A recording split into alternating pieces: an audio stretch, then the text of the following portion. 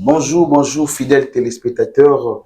Et c'est moi qui vous a ébélé Yarolanda, émission Nabino Avis individuelle. Ici, nous recevons tout genre de personnes. Ozala Moteki, Makala, Ozoteka, Ndunda, Ata, Ozamutawewa, to recevoir Kayo, Toeba, Ozamona Mboka, vous pouvez avis nayo, na déroulement Yamboka. Aujourd'hui, nous avons la plaisir de recevoir une personne très importante. Il s'appelle Monsieur Israël Bouamayama. Il est cadre quelque part, il est aussi politicien. Monsieur Israël Bouamayama, bonjour. Bonjour.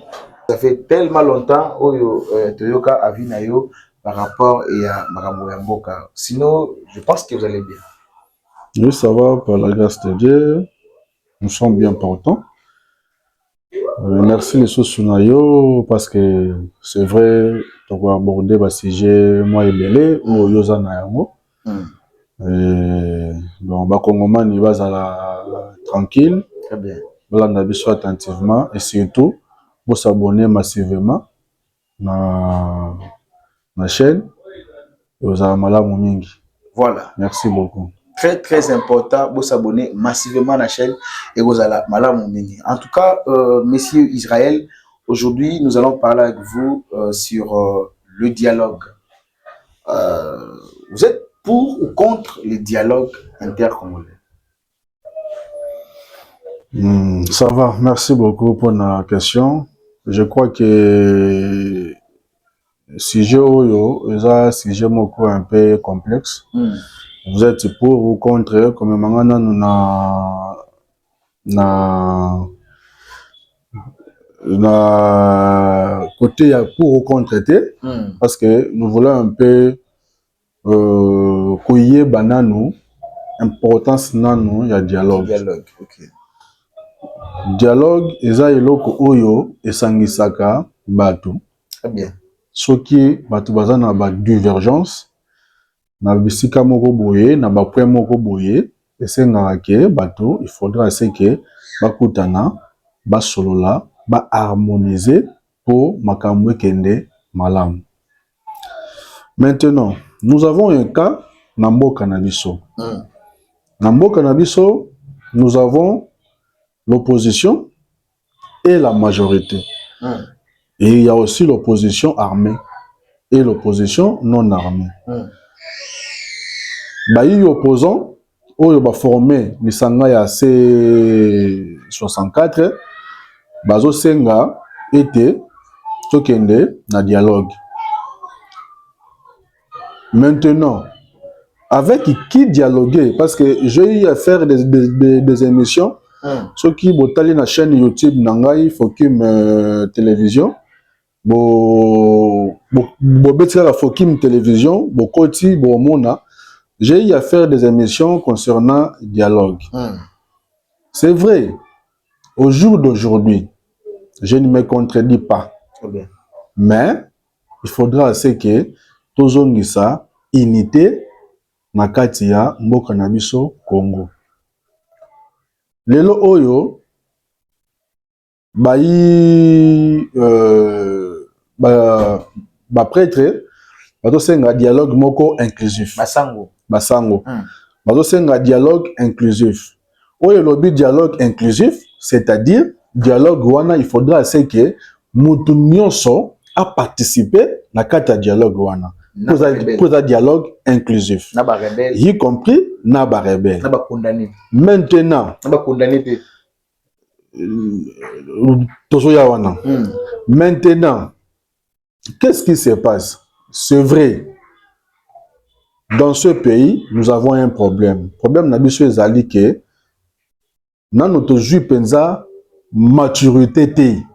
Il y a certaines personnes oyo ceux qui ont na pouvoir et que pouvoir est sili akei akomi rebelle akei koboma ba congolais. Lelo oyo ceux qui nanga koma ki rebelle c'était pourquoi? Je pense que bande ko revendiquer carré minier na yemo ko loba yango ça la point de presse. Alors revendiquer carré minier na ye yango ke na koma rebelle pas boma ba congolais. Maintenant, s'il vous plaît, éclairci Congoma numéro à Hollanda. Donc ce qui n'est pas qui va faire qui est carré minier na e alinga zani de rebelle. Oh, mais il y a moi ça va point de presse na Gomat.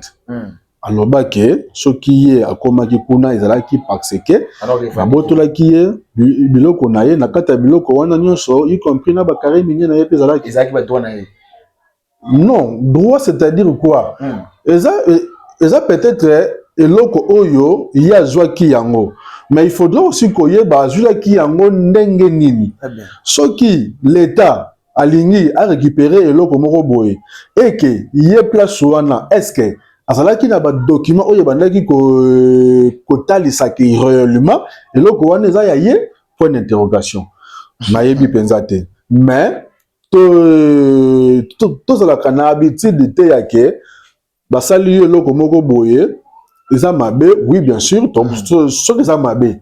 Jamais yo kokende ozwa mandoki pour que yo banda ko boma bande ko na yo po basala ki yo eloko moko ya mabe. Donc pour na intérêt na yo, olingi o sacrifier batu ebele.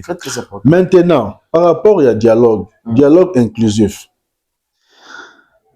Pour nangai personnellement parce que naoki ko banda naoki ko me répéter on a toujours le bas récemment c'est beaucoup de chaîne YouTube nangai botali Fokim télévision bon mona j'ai eu à passer plusieurs émissions par rapport à makambo dialogue to loba ki yango ke bande ko wana babomaki ba congolais ebele bakufaki mutu moko ta ko linga amona ndeko na ye babomi ye boye irosala ye malamu te. Mais pour l'intérêt général ya mboka na biso, pour l'intérêt général, moi je vais à ce que tout ça le dialogue inclusif kosangisa na bango nyonso wana baya bakota na kata dialogue wana. Et ce que oui, yango na wuti koloba oui. Doye yango biso nyonso ke basala ki mabe. On n'en disconvient pas, basala ki mabe muta ko tele matalo ba ka ote basala ki malamu azate. Mais pour l'intérêt général ya mboka na biso, personnellement, moi je vais à ce que dialogue ezala inclusif ko bengisa bato wana nyonso baya. Pourquoi dialogue inclusif? Le président Kabila, l'ex-président Kabila, a salaki a organisé et le komoko et salama na côté ba Goma kuna amani. Basala biloko wana bazwa ba résolution moko que mutakoki kozwa pouvoir na mando kité. Mais eloko wana apparemment c'est comme si et zalaki vraiment na soubassement moko ya makasi penzate. Or tant bango bazoya na dialogue oyo bazoya oyo il faut que tu aies un mécanisme surtout en place pour éviter à ce que mboka na biso to kendaka de guerre en guerre à chaque fois.